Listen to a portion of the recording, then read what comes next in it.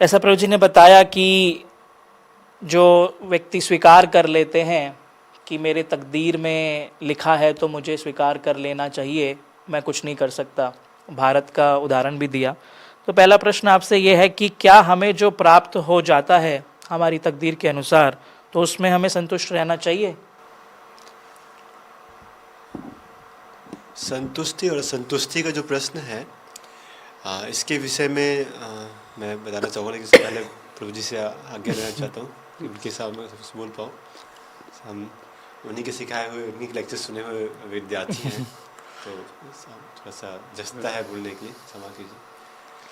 तो जितना मैंने समझ पाया हूँ भक्तों के संग में, वैष्णव के संग में, वो जैसे भगवद गीता में कहते हैं कि किम कर्म किम अकर्मेति कवयो पत्र मोहिता तत्ते कर्म प्रवक्ष्यामि यस ज्ञात्वा मोक्ष से शुभात्। कि क्या कर्म है क्या अकर्म है, कि बहुत बड़े बड़े विद्वान भी इसमें मोहित हो जाते हैं।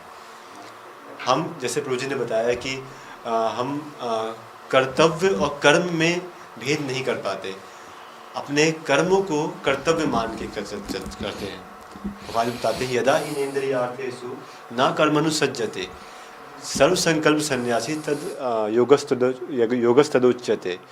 अर्थात जो अपनी जो इच्छाएं हैं, फ्रूटिव एक्टिविटीज़ हैं, फ्रूटिव एक्टिविटीज़ अपनी जो इच्छाओं को पूर्ति करना और संकल्पों की पूर्ति करना, इसको ही अपना कर्तव्य मान लेते हैं। तो आप जब इसको कर्तव्य मान लेंगे, जिसे कहते हैं कर्म ही पूजा है, और कर्म के नाम पे सारे घृणित विकर्म करते हैं और उसको ही पूजा मान लेते हैं, तो यह सब तो गलत ही है। अगर आप पाप कर्म और पाप कर्म के फल से संतुष्ट होना चाहते हैं तो आपकी संतुष्टि गलत दिशा में है। तो आपका जो कर्म करने का उद्देश्य है, उससे आपकी संतुष्टि का निर्धारित होता है। आपका जो एम है, उससे आपका जो आपने जो कर रहे हैं वो सही या गलत, उससे निर्धारित होता है। आप संतुष्ट रहते नहीं रहते, उससे पहले आपको विचार करना पड़ेगा कि आप क्या प्राप्त करना चाहते हैं।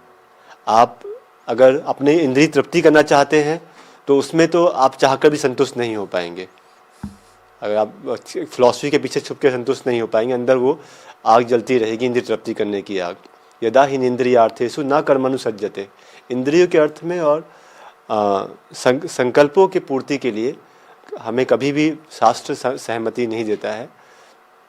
आपका उद्देश्य है भगवान की प्रसन्नता के लिए कार्य करना, तब वह कर्तव्य है। गुरुजनों की प्रसन्नता के लिए कार्य करना, तब वह कर्तव्य है। और इसमें आप हमेशा संतुष्ट रहेंगे, क्योंकि इसमें मार्ग ही फल है। मीन और एंड दोनों एक ही हैं इसमें, जिसमें आप हमेशा संतुष्ट रहेंगे। लेकिन अगर आप कुछ प्राप्त करना चाहते हैं और वो जो कि कुछ दूरी पर रखा हुआ है, तो इसका मतलब है कि आप गलत दिशा में जा रहे हैं।